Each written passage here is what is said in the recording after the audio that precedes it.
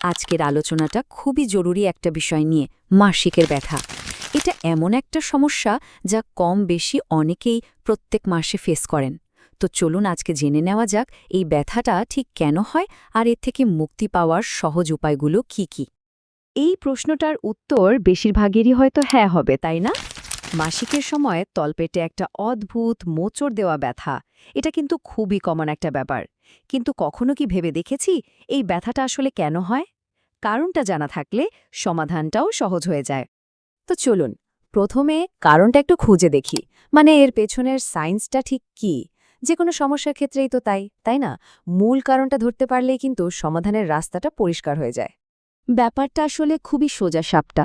পিরিয়ডের সময়ে আমাদের জরায়ু বা ইউটেরাস ওটা সংকুচিত হতে থাকে। কেন? কারণ এর ভেতরে যে লাইনিং বা আস্তরণটা তৈরি হয়েছিল সেটাকে শরীর থেকে বের করে দিতে হবে। আর এই যে পেশিগুলো বারবার সংকুচিত হচ্ছে, ঠিক সেখান থেকেই ব্যথার অনুভূতিটা আসে। এখন প্রশ্ন হলো, এই সংকোচনটা কে করাচ্ছে? এর পেছনে আছে এক কারিগর, যার নাম প্রস্টাগ্ল্যান্ডিন।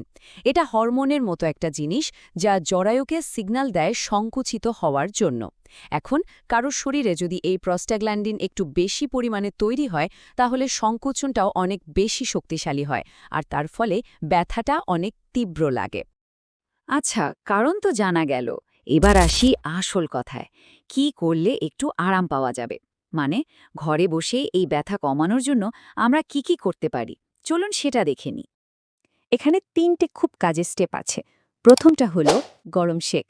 একটা হট ওয়াটার ব্যাগ বা গরম প্যাড তলপেটে রাখলে কি হয় জানেন? মাসলগুলো রিল্যাক্সড হয় আর ব্যথাটাও অনেকটা কমে আসে। ২ নম্বর উপায়টা হলো হালকা ব্যায়াম।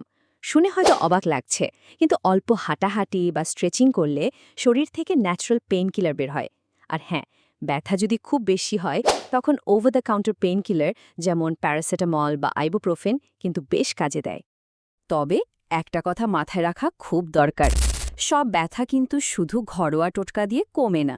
কিছু কিছু ক্ষেত্রে ডাক্তারের পরামর্শ নেওয়াটা কিন্তু মাস্ট। তো চলুন জেনে নিই ঠিক কখন আমাদের একজন বিশেষজ্ঞর সাহায্য নেওয়া উচিত। কয়েকটা রেড ফ্ল্যাগ বা সতর্ক সংকেত আছে যেগুলো একদমই ইগনোর করা উচিত না। যেমন ধরুন, ব্যথাটা যদি এতটাই বেশি হয় যে আপনার ডেইলি লাইফের কাজকর্মের সমস্যা হচ্ছে, বা সাধারণ পেইন কিলারে কোনো কাজই হচ্ছে না। আবার যদি দেখেন বয়স বাড়ার সাথে সাথে ব্যথাটা বেড়েই চলেছে বা খুব বেশি ব্লিডিং হচ্ছে, তাহলে একদম দেরি না করে একজন ডাক্তারের সাথে কথা বলুন, কারণ এর পেছনে অন্য কোনো কারণও থাকতে পারে। শেষ কথা হলো, নিজের শরীরকে চিনুন আর সঠিক তথ্য দিয়ে তার যত্ন নিন। মাসিকের ব্যথা অনেকের জীবনেরই একটা অংশ, ঠিক আছে, কিন্তু তাই বলে এই ব্যথাটা আপনার জীবনকে কন্ট্রোল করবে এটা হতে দেওয়া যাবে না। সঠিক পদক্ষেপ নিলে অবশ্যই ভালো থাকা সম্ভব।